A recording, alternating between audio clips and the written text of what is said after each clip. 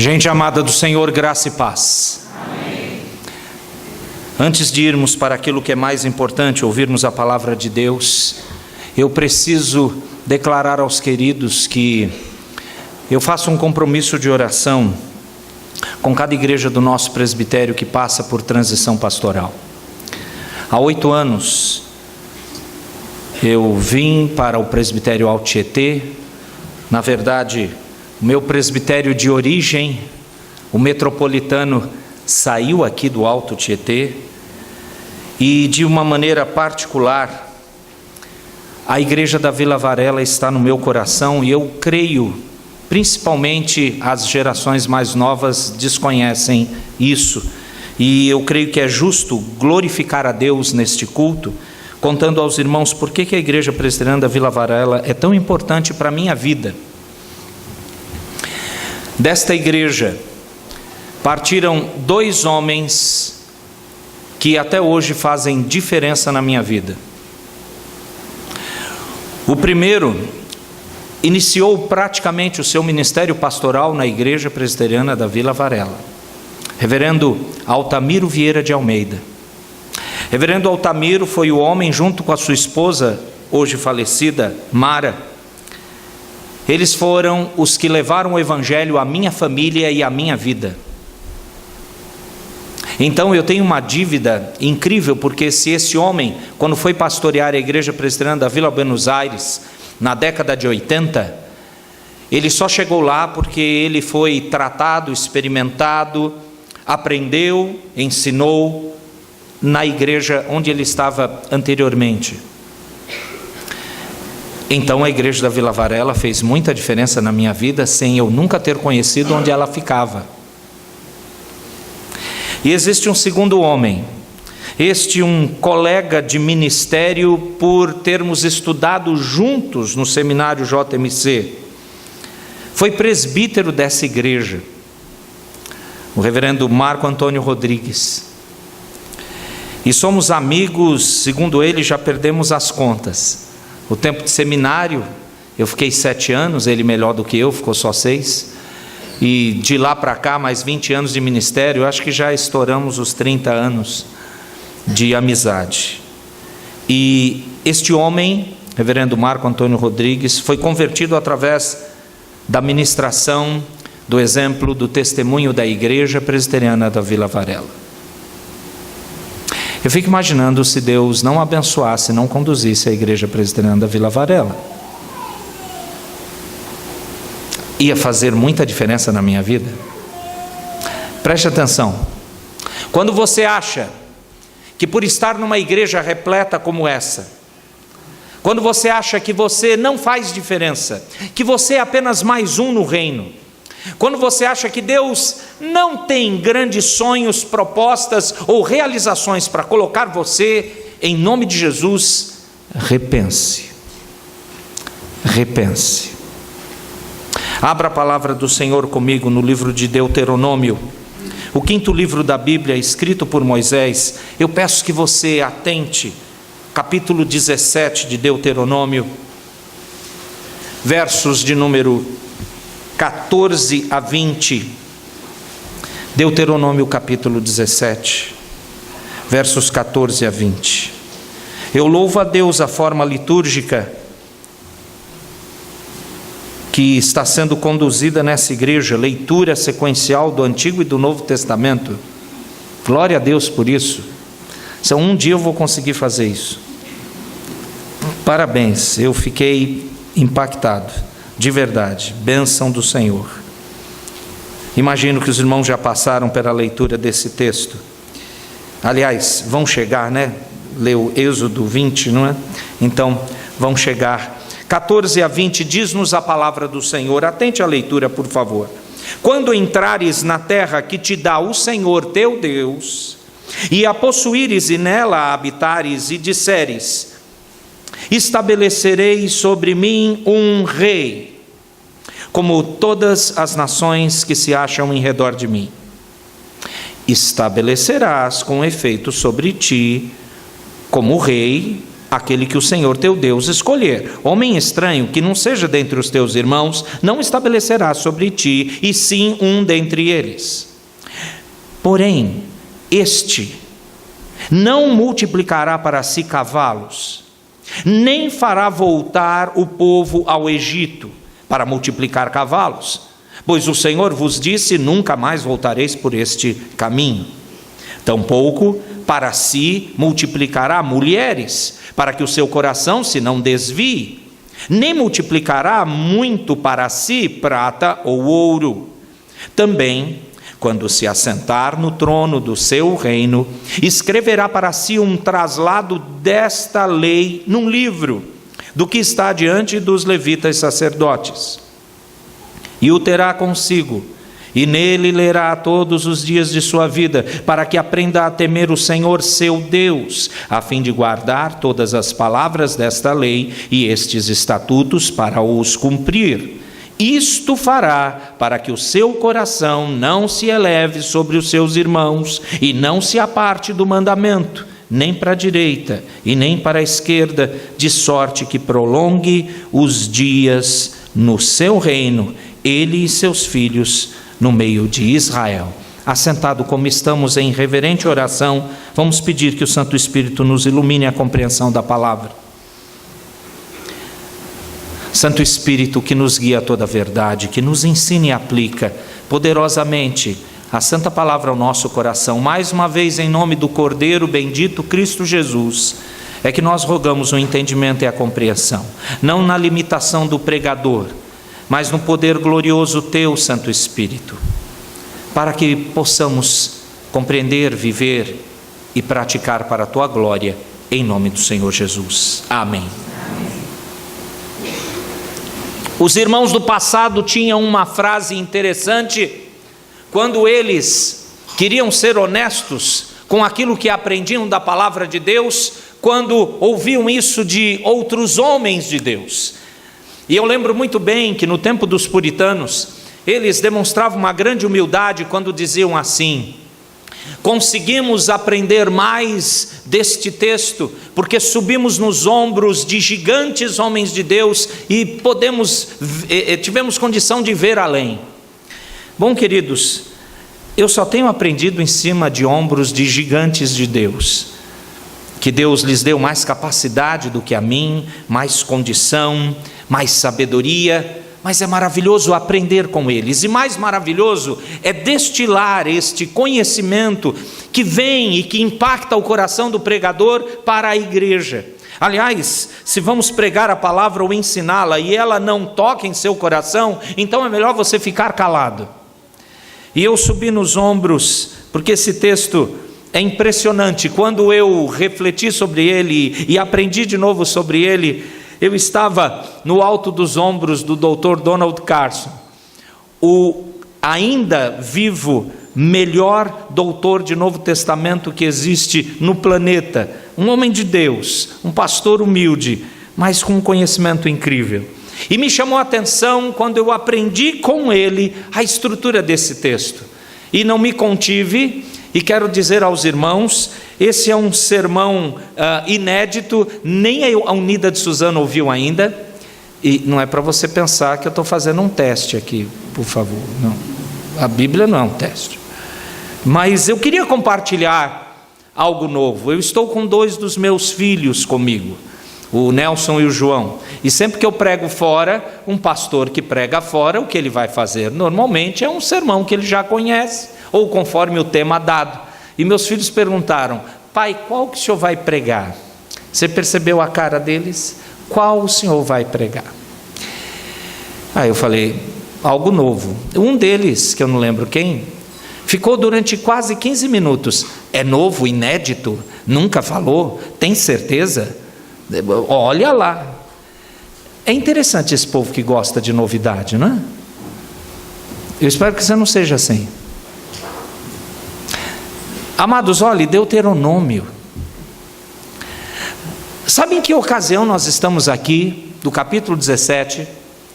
Moisés, juntamente com o povo hebreu aqui, novamente, é a segunda vez, eles estão às portas de novo da terra prometida. E você sabe muito bem que o livro de Deuteronômio é um livro que envolve uma repetição das leis do Senhor. As leis que Deus ordenara ao povo, eles reaprenderem aqui novamente, para saberem como eles deveriam viver na terra que Deus estava dando, prometida desde os patriarcas Abraão, Isaque e Jacó.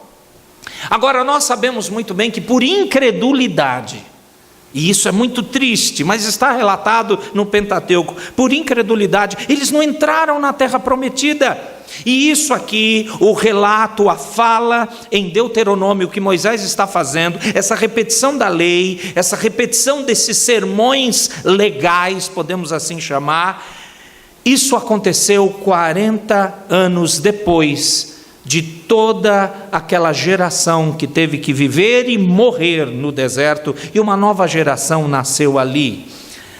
Há 40 anos atrás, dessa data do texto, eles tinham espiado a terra prometida pela primeira vez, e eles não creram que poderiam possuí-la, e na verdade não creram que Deus poderia cumprir a promessa de dar essa terra para eles. Só que agora eles estão novamente diante da bênção, porém é uma nova geração, uma geração que nasceu no deserto, que cresceu, tirando Josué e Caleb daquela geração antiga, todos os demais que não creram, morreram, faleceram, Deus os destruiu no deserto. A incredulidade é algo muito sério. E nessa situação agora, Moisés lhes dá então essas ordens de como deveriam viver de maneira firme com Deus nessa nova terra. E nesse capítulo, perceba que Moisés, ele, inspirado e iluminado pelo Santo Espírito de Deus, ele vai ensinar algo que lá no futuro iria acontecer com a nação hebreia, com os judeus, quando se sentissem mesmo donos daquela terra. Ele fala que eles teriam um rei. Só que isso, na verdade, e hoje sabemos, só vai acontecer cerca de 4 séculos lá na frente. O que a gente tem diante dos nossos olhos, meus irmãos, são instruções sobre quem deve ser o rei. Uma lista muito importante que mostra com muita clareza o que o rei deveria e não deveria fazer. É algo bem claro. E isso foi colocado em ordem de prioridade. A sequência que lemos está em ordem de prioridade. Bom, a pergunta é: o que essas ordens têm a ver comigo ou com vocês? O que será? Que ligação? Meus irmãos, eu gostaria que caminhássemos no seguinte entendimento: o que Deus determina como prioridade para o futuro rei de Israel deve também ser prioridade em qualquer serviço realizado no reino de Deus, na igreja de Cristo. Portanto, por favor, entendam, o que você deve fazer nesse seu ministério de servir a Deus, porque fomos salvos para o serviço. Servir a Deus, o glorificando em obediência, servir uns aos outros como membros do corpo de Cristo e servir ao mundo como embaixadores, como sacerdotes, mediadores no sentido de mostrar a proclamação do Evangelho com nossas vidas e com nossas palavras. Isso é um serviço. Portanto, o que você deve fazer nesse ministério, nesse serviço a Deus em toda a sua vida, é uma importante prioridade. O que você deve realizar como prioridade? Enfim, o que o texto que foi aplicado ao rei futuro de Israel, esse texto é prioridade para todos os crentes. Vou repetir de outra forma: o que o rei e o crente não devem fazer em seu serviço a Deus, em seu ministério, em seu ato de fazer a vontade do Senhor em sua vida. Vamos ver aquilo que ele não deve fazer. Tome de novo a palavra nas suas mãos, verso de número 16. Eu peço que a igreja, a uma só voz, leia o verso 16, por favor.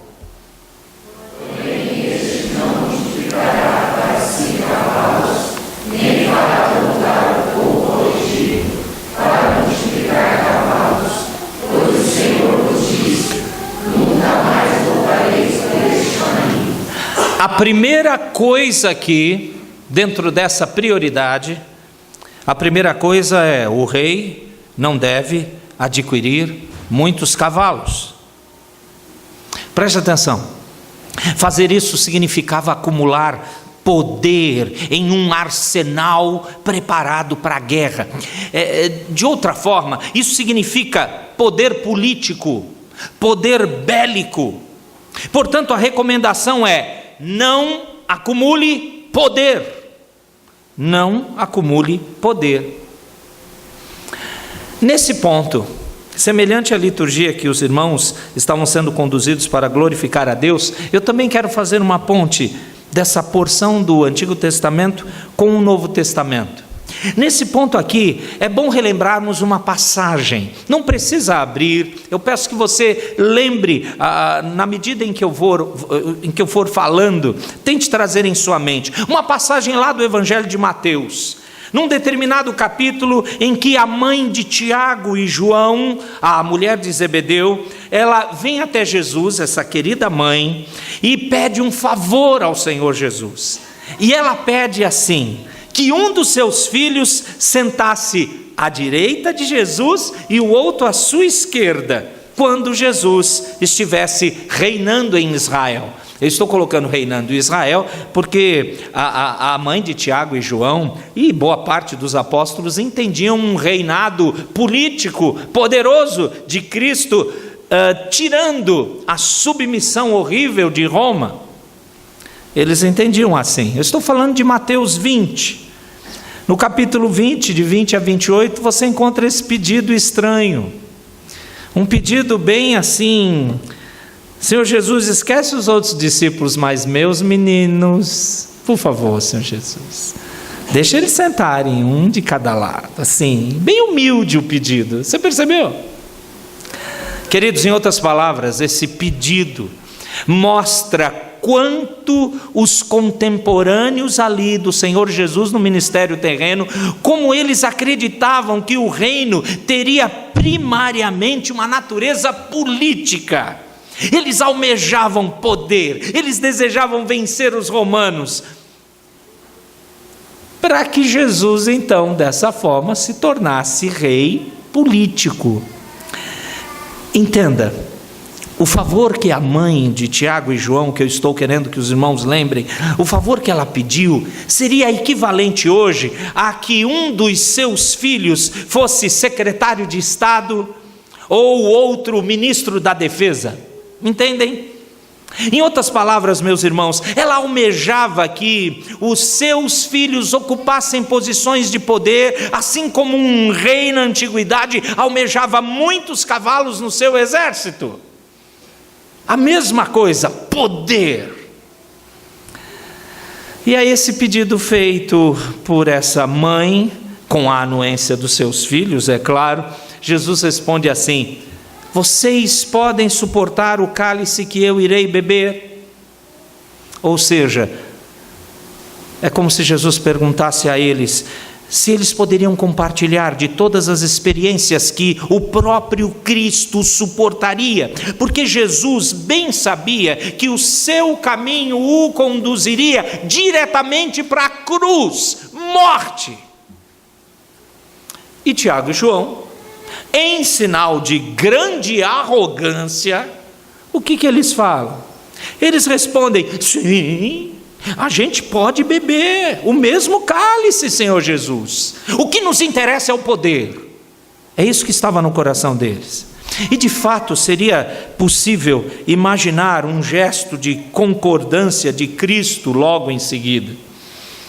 Porque na sua soberania, o nosso Senhor Jesus Cristo sabia realmente que um deles seria o primeiro apóstolo a se tornar mártir, enquanto o outro seria o último apóstolo a morrer. Tiago foi o primeiro a ser mártir, e João, o último dos apóstolos a falecer, exilado numa ilha, na ilha de Patmos. Portanto, queridos, de certa forma, aqueles 2 filhos de Zebedeu também iriam beber do cálice de Cristo, como eles tinham pedido, claramente. Só que, no entanto, quando os demais apóstolos ouvem esse pedido, os demais apóstolos ficam indignados pelo simples fato de que eles não foram os primeiros a pedir essa idiotice. Poder. Naquele momento lá, dos demais discípulos com Jesus, a situação estava saindo do controle, e você encontra o Senhor Jesus dizendo em Mateus 20, 25, olha, quem quer ser maior no reino, seja aquele que sirva. O que serve é maior. Ele coloca da seguinte forma: as autoridades políticas, tanto em uma monarquia como numa república democrática, essas autoridades, meus irmãos, tendem a amar o poder. Chega um momento que é universal mesmo, porque no final das contas, essa lei paira na cabeça de qualquer um que tem poder ou acesso a ele. Aqueles que estão no poder sempre se convencem de que o poder que exercem é um direito seu. E Jesus diz: não é assim entre vocês, pelo contrário, quem quiser tornar-se grande entre vocês, será o que vos sirva. Quem quiser ser o primeiro entre vocês, seja o vosso servo, como o Filho do Homem, que não veio para ser servido, mas ele veio para servir e dar a sua vida em resgate por muitos. Em outras palavras, preste atenção na ligação que eu gostaria que você compreendesse. Jesus diz que o caminho de autoridade trilhado por ele o levou realmente diretamente para a cruz. A autoridade de Jesus é expressa no mais profundo compromisso de servir aqueles sobre quem governa. Esse compromisso é o que o conduziu à cruz, e essa também foi a direção que a autoridade dos apóstolos tomou nos dias de Jesus. É preferível sermos movidos por um coração de servo, que nos leva a morrer todos os dias e tomar a nossa cruz todos os dias, para seguir ao Senhor Jesus e agir em favor dos outros. A primeira coisa, então, que você não deve fazer ao exercer o seu ministério, o seu serviço na igreja, no reino de Deus, é não adquirir para si muitos cavalos. Nada de poder. Servir, sim. Poder, não. Segunda coisa, amados, você está com Deuteronômio 17 aberto aí. Por favor, a parte B do verso 16 que os irmãos leram, diz assim: nem fará voltar o povo ao Egito para multiplicar cavalos, pois o Senhor vos disse: nunca mais voltarei por este caminho. Essa segunda coisa é importante na ordem de prioridade que o rei deveria ter. Porque quando pela primeira vez o povo se deparou com a escassez de água na jornada até a terra prometida, quando eles se viram com a falta de variedade de comida, de refeições, logo eles começaram a murmurar, a reclamar. Nós sabemos disso. E eles reclamavam dizendo assim: pelo menos no Egito nós tínhamos cebolas. Eu nunca vi gente para gostar de cebola assim. Não é estranho, né? Podia lembrar, sei lá, de alguma outra coisa, mas o tamanho, a carga de murmuração e revolta e descontentamento faz pessoas desejarem coisas absurdas. Em outras palavras, quando você lembra de Números, capítulo 11, por exemplo, os israelitas estão dizendo assim: nós devíamos nos livrar de Moisés, conseguir um líder que nos levasse de volta para o Egito, lá era bom. Ou seja, preferem a escravidão e as cebolas do que a liberdade e aos desafios do deserto. É desse modo que eles deixam claro que não confiam em quem? Não confiam em Moisés. E, portanto, não confiam em Deus. Não confiar em Deus.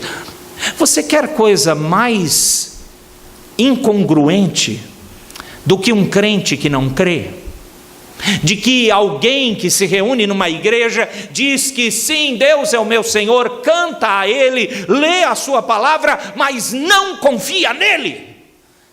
É no mínimo ridículo, hipócrita, não tem sustentação. Esse é o povo de Israel.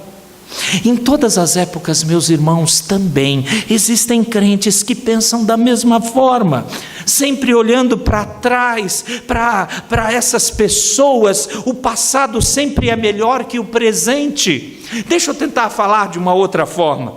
Esse mesmo modo de pensar, ele foi combatido, por exemplo, no Novo Testamento.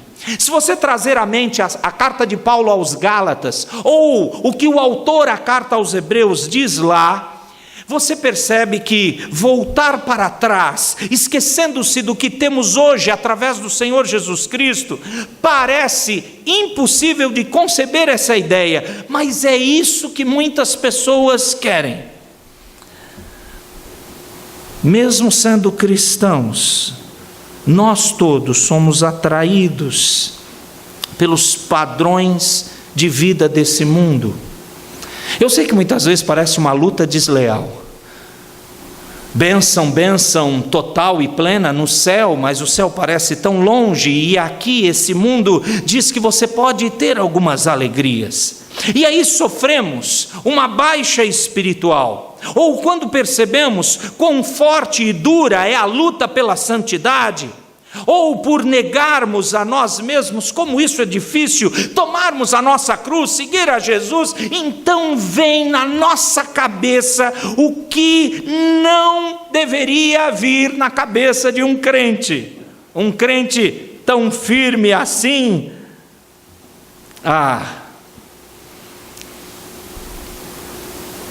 Talvez não precisávamos orar tanto como falam para a gente orar, ou ler tanto Bíblia como mandam, ou ficam no nosso pé quando faltamos num culto de domingo. Olha, talvez a gente podia baixar um pouco esse padrão, ou como diriam os jovens, a pegada poderia ser mais leve. Deixa eu lhe falar como pastor, não o melhor pastor desse presbitério, mas como um pastor que vê ovelhas, fala com elas, trata com elas.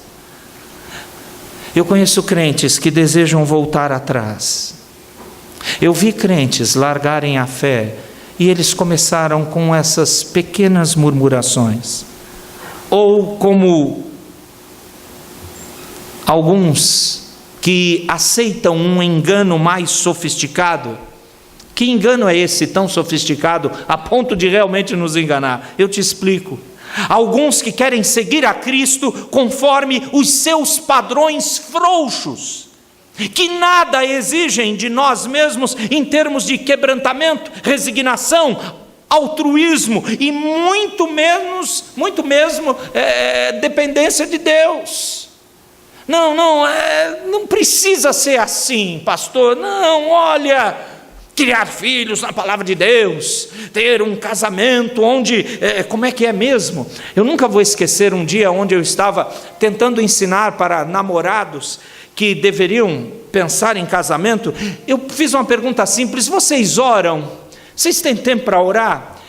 E eram crentes, queridos, não duvido da conversão deles, mas os dois olharam para a minha cara como quem eu estivesse falando a coisa mais imbecil do mundo. Orar, pastor? Só que eles casaram, e anos depois o casamento acabou, E quando eu estava no acompanhamento do término desse triste casamento, eu fiz a mesma pergunta: vocês buscavam a Deus? Vocês oravam? Você sabe qual foi a resposta? Você sabe qual é a resposta. O mesmo Deus que não foi buscado quando a crise ficou complicada no relacionamento conjugal, era o mesmo Deus que não foi buscado nos momentos calientes do namoro. Porque não tinha espaço. Porque o padrão tem que ser assim. E aí, meus amados irmãos, nós rebaixamos o padrão da Escritura. Repare, preste atenção nessas palavras que Moisés está falando para esse rei. Observe a nova aliança. Homens e mulheres que foram reconciliados na morte e na ressurreição de Cristo. Nossos pecados são contabilizados em Cristo. A justiça de Cristo é imputada em nós. A obra realizada exclusivamente pela graça de Deus por nós. E esse presente grandioso de graça é recebido por nós pela fé. Por tal razão, após a reforma protestante, houve a ênfase sola gratia, somente pela graça, sola fide, somente pela fé, e isso nós recebemos. Agora, preste atenção, de novo, nesse contexto, o povo desejava voltar ao Egito. Os hebreus, como os irmãos gálatas, que estavam crendo num outro evangelho, eles queriam voltar à antiga aliança. Esse rei não pode, querendo buscar poder, fazer o povo voltar para o Egito. Assim, a última coisa que desejamos é que você creia, que os nossos púlpitos preguem, que cristãos desejem ser levados de volta para a lei e as obras sem sentido, ou para um rebaixamento do ensino da palavra de Deus, sem a compreensão da obra da graça. Voltar para trás, não. Deuteronômio 17:17 agora, o texto diz assim, continuando nas prioridades do rei: tampouco para si multiplicará mulheres, para que o seu coração se não desvie. Eu quero que você, agora que deve já estar introjetado na mensagem, e é um tipo de mensagem que você já vai adivinhar o que vai vir depois, mas eu queria te dar uma suspensão um pouco. Por um lado, a aplicação mais superficial desse texto para nós agora como crentes é a de que no nosso mundo ocidental nós vivemos em uma sociedade plenamente sensualizada. Basta ver o que você pode encontrar horrivelmente na internet. E essa advertência se faz bastante atual, essa advertência lá para aquele rei, e é necessária na nossa época em que nós estamos vivendo, porque veja, é certo que a pornografia, ela não foi criada no século 21, mas a tecnologia dos nossos dias tornou universal o acesso a isso. Portanto, de certa maneira, esse versículo é um apelo à pureza sexual, mas não é só isso. Afinal de contas, quem foi o filho herdeiro do rei Davi? Foi Salomão, que no final da sua vida ele acumulou 1000 concubinas e esposas. Portanto, meus queridos, é necessário entender que tomar 1000 esposas não diz respeito apenas à intimidade sexual. Não. Na verdade, é muito mais sobre formar redes de contato para aumentar o seu poder político. Deixa eu explicar o que acontecia e o que estava sendo preparado já na fala, no ensino de Deuteronômio 17. Israel tinha fronteiras com vários pequenos reinos vizinhos. Havia moabitas, havia filisteus, havia gideonitas, enfim. entre tantos outros, esses os principais. E aí Salomão, quando se tornou rei, ele descobriu que a melhor forma de firmar acordos de paz com estes reis consistia em casar com as suas filhas princesas. E aí fica de boa. Por quê? Eu vou atacar agora o país do meu genrinho, querido? Não. Então eu trago uma pacificação. Ou seja, quando Salomão, por exemplo, se casava com uma princesa moabita, ele evitava que o rei moabita enviasse tropas para conquistar Israel. Preste atenção, nesse contexto, todos esses reis, com as suas muitas esposas, usavam o acordo matrimonial para formar redes de conexão amigáveis, com o propósito único: proteger os seus reinos e suas tropas dos demais reis. Portanto, naquela ocasião, e dentro da advertência bíblica de Deuteronômio 17, ter muitas esposas não tinha a ver com sexo somente.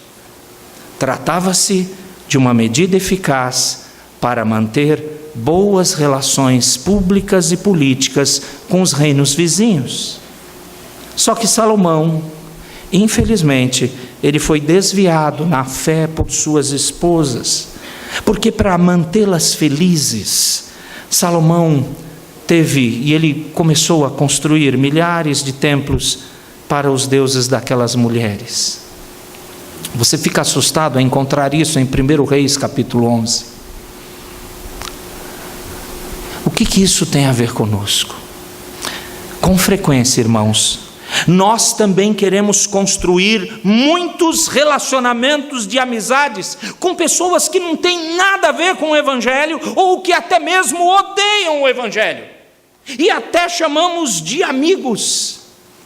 Assim, no final das contas, nós estamos começando a diluir a mensagem do Evangelho, porque se você viver e proclamar o Evangelho como ele é, de duas uma: ou esses amigos não cristãos se convertem, ou eles largam esse relacionamento.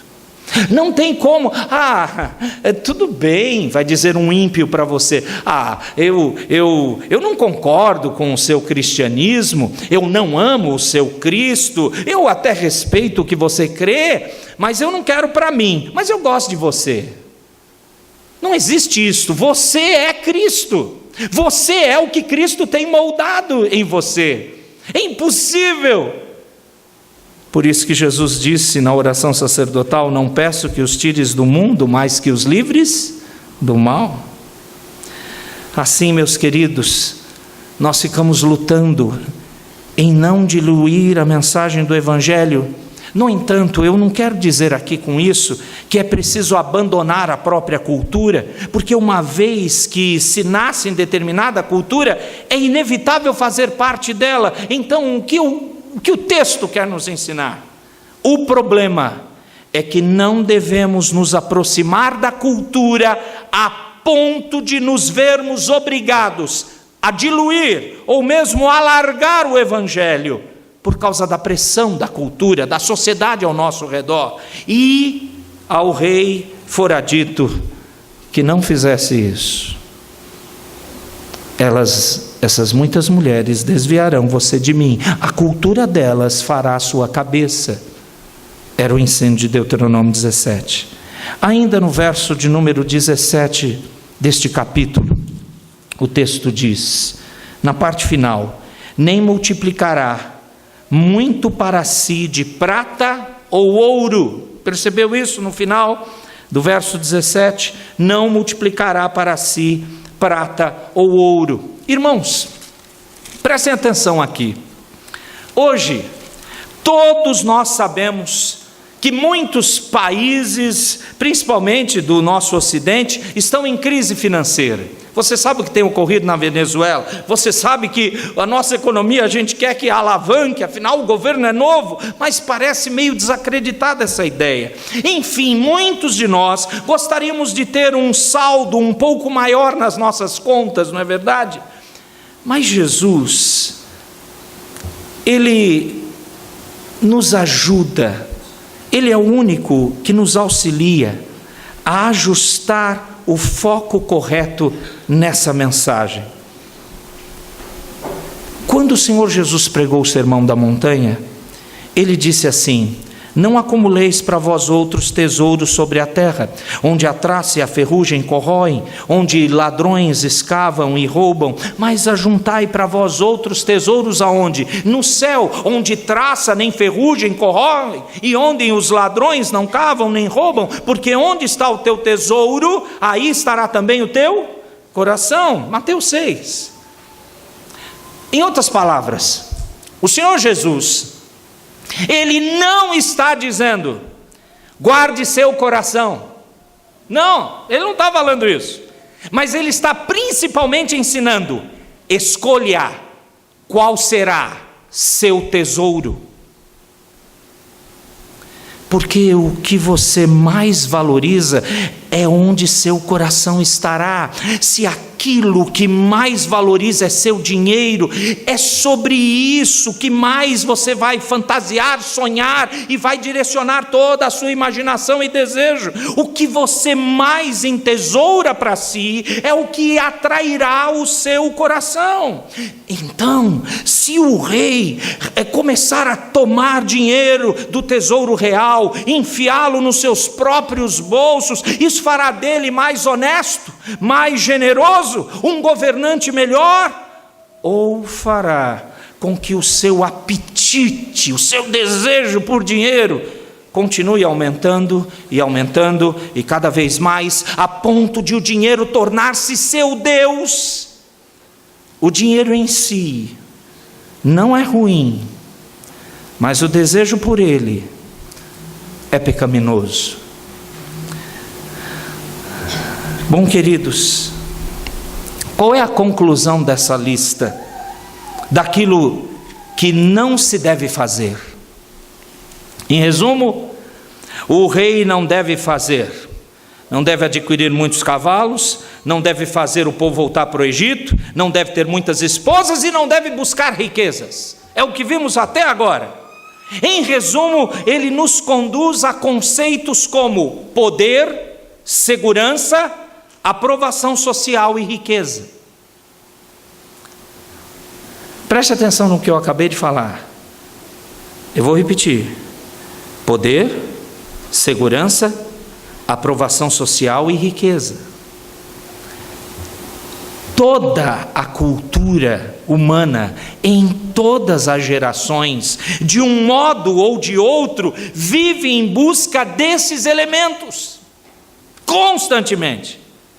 Portanto, se você é um rei sobre Israel, seja então um crente que exerce o seu ministério aqui na igreja, não importa, não se deixe seduzir pelo desejo de poder, segurança, aprovação social ou riqueza. Você e eu precisamos lembrar, e estamos diante da ceia do Senhor, e ela mais do que nunca deixa isso claro para nós. Os crentes representam Cristo nesse mundo. O nosso pequeno apelido, somos cristãos, você sabe muito bem que foi um xingamento. Em Atos dos Apóstolos é que foi colocado aqueles do caminho, foi substituído porque eles eram pequenos cristos. Isso era uma zombaria. Glória a Deus se todos nós nos tornássemos realmente pequenos cristos, semelhantes ao Mestre. Mas, amado, você foi convertido, salvo, para representar Cristo nesse mundo, e dentro desse perfil, nós somos aqueles que fazem o papel de sacerdotes, de intercessores por esse povo, fazemos o papel de embaixadores, representamos o interesse do nosso Rei, do eterno Deus, representamos o interesse dele nesse mundo. Por isso, entenda a prioridade número 1, o que o rei e você devem fazer. Ouvimos até agora o que não fazer. O que devemos fazer? Verso de número 18, eu peço para a igreja ler a uma só voz, por favor. O que diz o texto?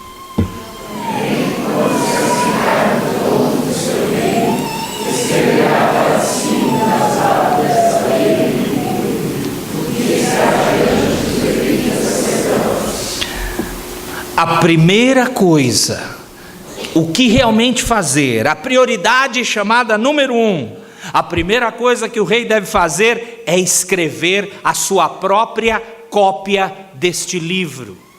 Se esse livro se referia apenas ao livro de Deuteronômio, ou se era o Pentateuco inteiro, meus irmãos, os 5 primeiros livros da Bíblia, nós não sabemos. A questão é, o fato é, que a primeira tarefa de cada rei de Israel era fazer uma cópia da lei para si, ele copiar. Não perca isso de vista. O rei deveria pegar uma cópia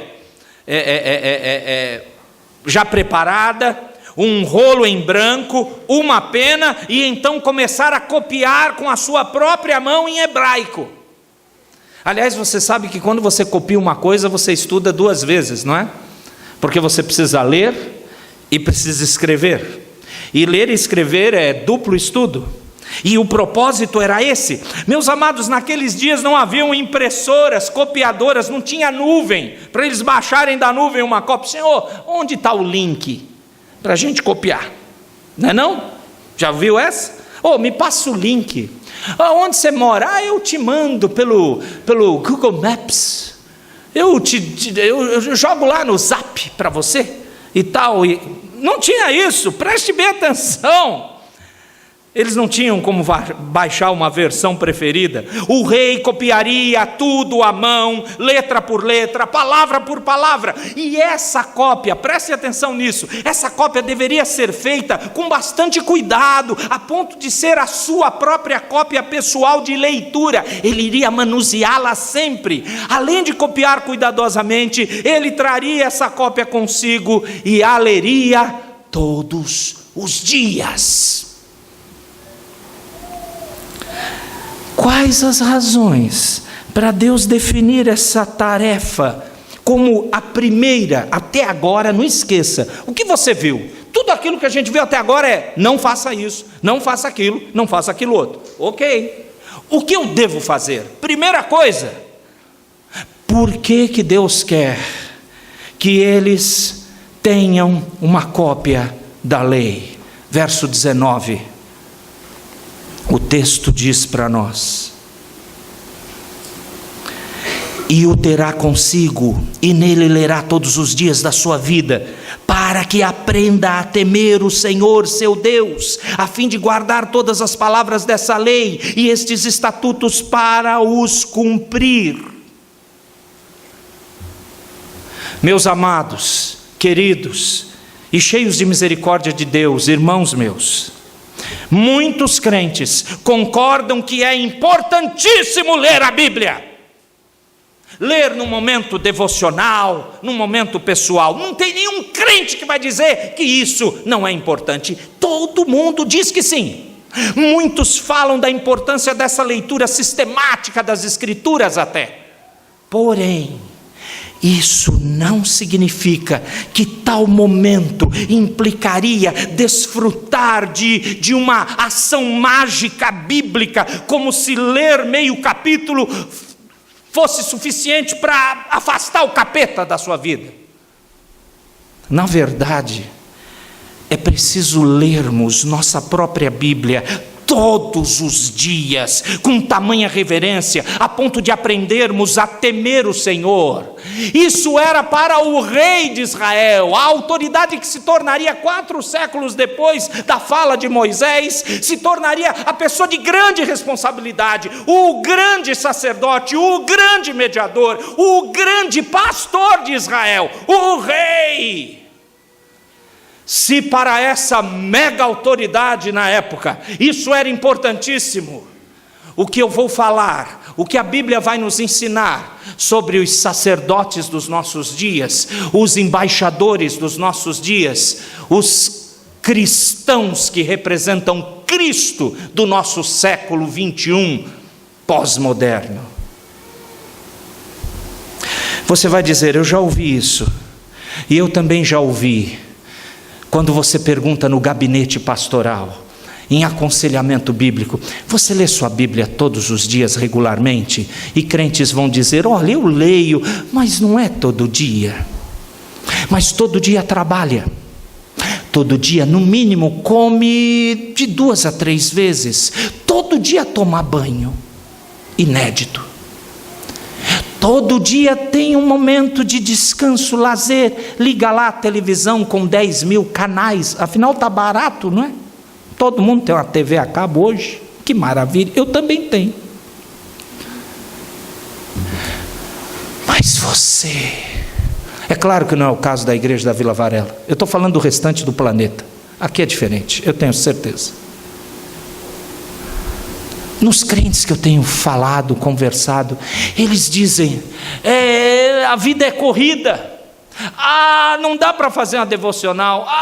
Como é que eu faço, pastor? E aí, nada contra, repito, nada contra, mas ficam querendo achar receitinha de bolo. Me dá aquela devocional do livro tal, palavras maravilhosas, semente não sei do que, pão não sei de onde vem, aí eu vou fazer minha devocional. Já chegaram para mim e disseram assim: eu ligo o YouTube, eu ponho um sermão e eu faço minha devocional, mas não tem Bíblia.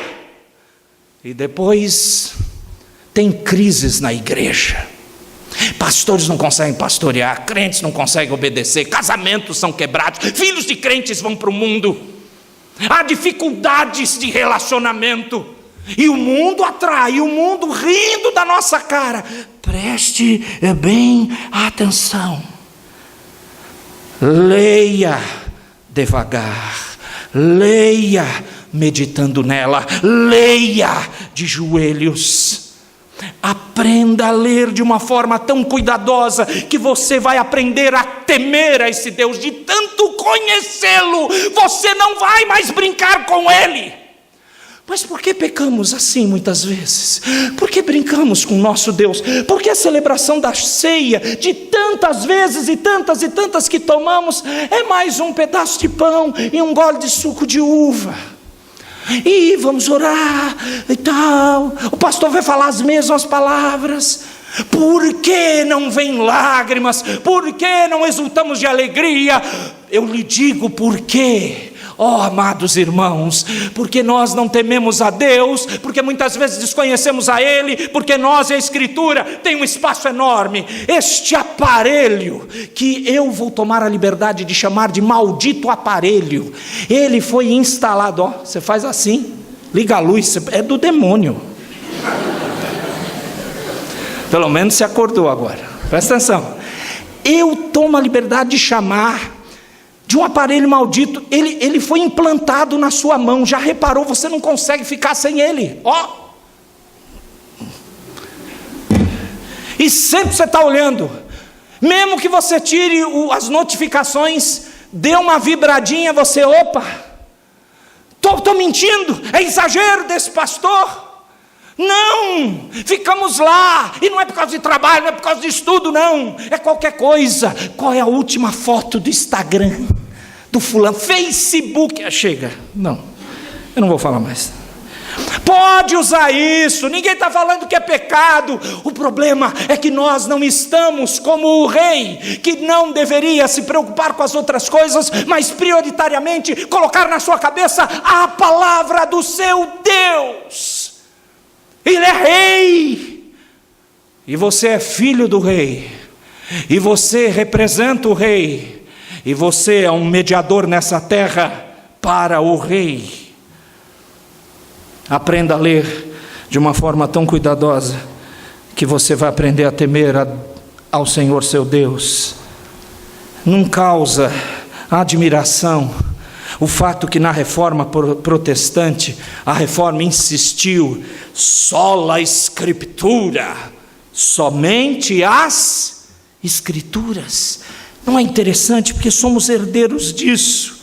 Verso de número 20, Deuteronômio capítulo 17, diz assim: isto fará para que o seu coração não se eleve sobre os seus irmãos, e não se aparte do mandamento, nem para a direita, nem para a esquerda, de sorte que prolongue os dias no seu reino, ele e seus filhos no meio de Israel. Presta atenção, isto fará para que seu coração não se eleve sobre os seus irmãos. Se alguém ler as Escrituras, meus queridos, com temor, não terá, aliás, a si mesmo como superior dos outros. A Bíblia vai mostrar o coração dessa pessoa, vai mostrar a sua necessidade de temer a Deus, a sua necessidade de dependência dEle. Para o rei era importante ler assim, para que o coração dele não se elevasse acima dos seus irmãos, porque ele poderia imaginar ter sido escolhido por Deus, porque ele, o rei, era superior aos demais israelitas. O mesmo problema, acorde e ouça, o mesmo problema pode acontecer com nossas igrejas.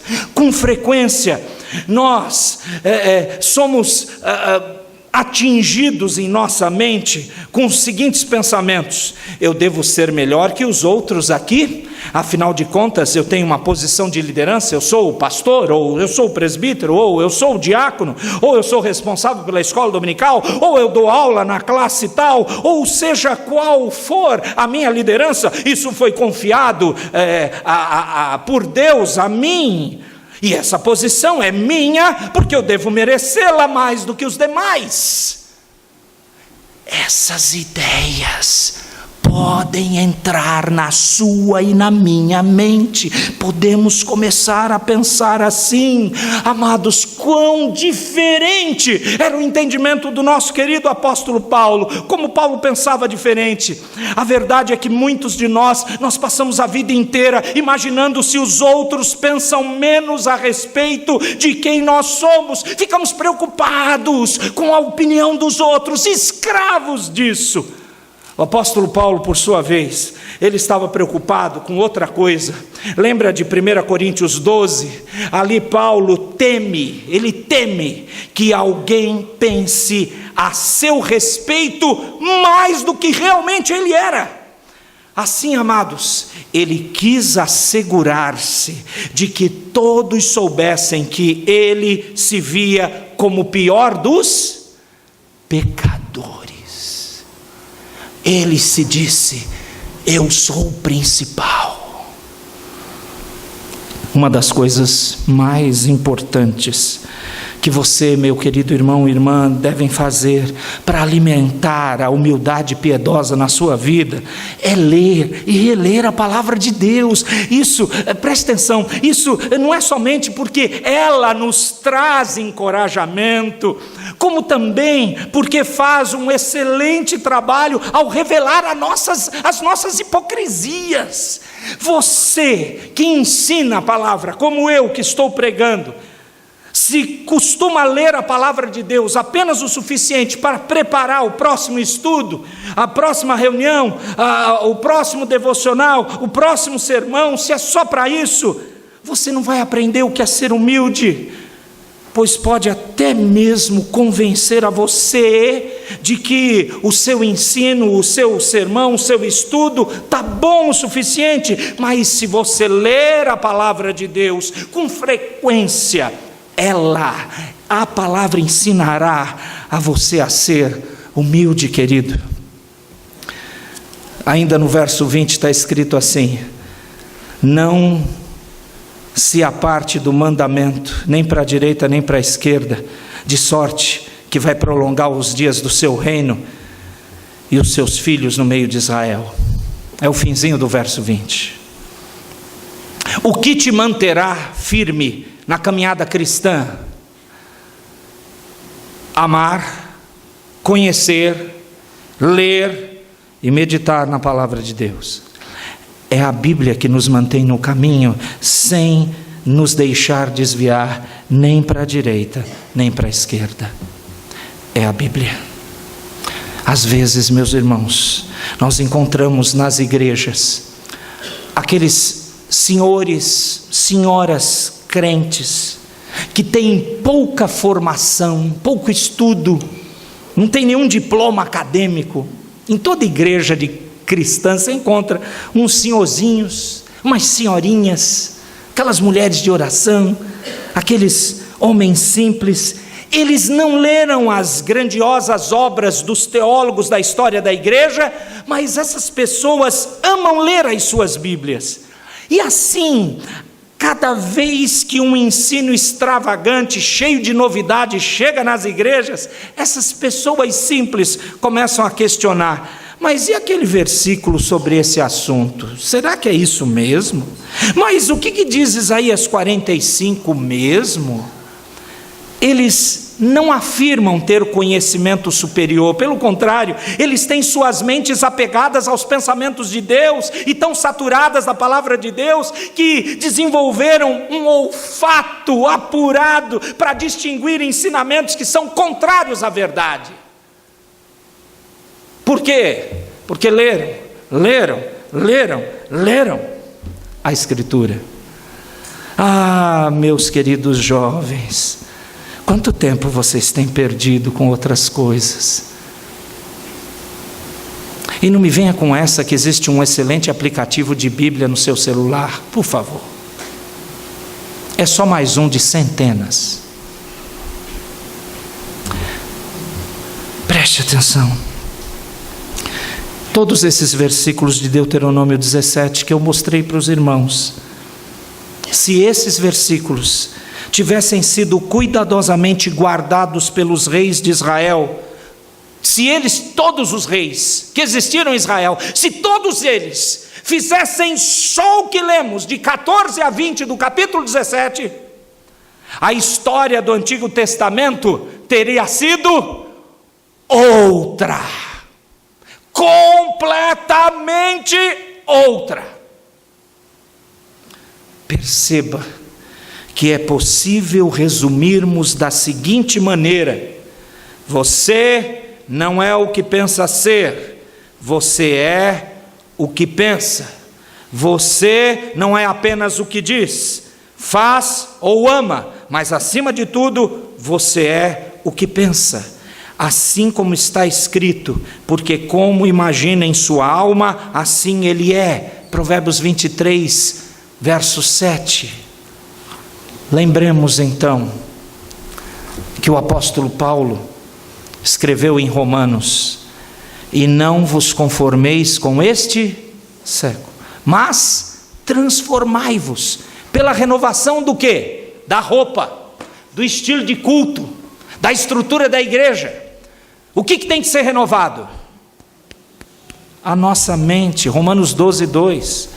Portanto, queridos e amados, nós não devemos nos conformar com esse século, mas nos transformar continuamente pela renovação da nossa mente, porque você é aquilo que pensa. Portanto, se o que você pensa o tempo todo é pornografia, então você vai ser fraco, você vai ser um pervertido sexual. Se você pensa o tempo todo em dinheiro, é porque você é um materialista ou um avarento. O que você pensa é isso que você é. O que está ocupando a sua mente? O que você está pondo dentro dela? Portanto, Deus quer que tenhamos os mesmos pensamentos dele. Ele quer que leiamos e releiamos a santa palavra dele, para que a nossa visão de mundo, nossa maneira de pensar, nosso entendimento de Deus, nossa realidade, nossa salvação e tudo mais que existe venham diretamente de Deus. Não preocupação com poder, com o que os outros pensam de mim, não com riquezas. Pensar biblicamente é ter a Bíblia na mente.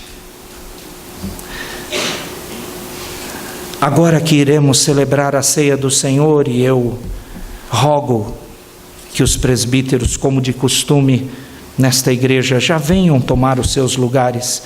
Eu quero pedir que a igreja já esteja em oração. Eu peço que eles venham à frente.